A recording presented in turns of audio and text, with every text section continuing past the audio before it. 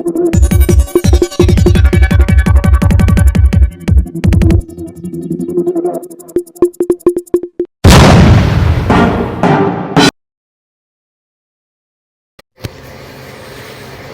असलेल्या नायलॉन मांजाची विक्री करणाऱ्या इसमावर नाशिक रोड पोलीस स्टेशन गुन्हे शोध पथकाची कारवाई।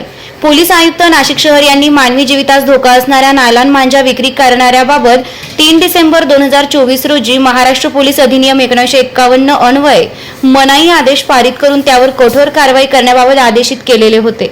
पोलीस उपायुक्त परिमंडळ 2 श्रीमती मोनिका राऊत, सहाय्यक पोलीस आयुक्त डॉक्टर सचिन बारी यांनी नाशिक रोड पोलीस ठाण्याचे वरिष्ठ पोलीस निरीक्षक अशोक गिरी व सह पोलीस निरीक्षक सूर्यवंशी व पोलीस उपनिरीक्षक संदीप पवार गुन्हे यांच्या मार्गदर्शनाखाली नाशिक रोड पोलीस ठाणे गुन्हे शोध पथकात सदर कारवाई करण्याबाबत आदेश दिले।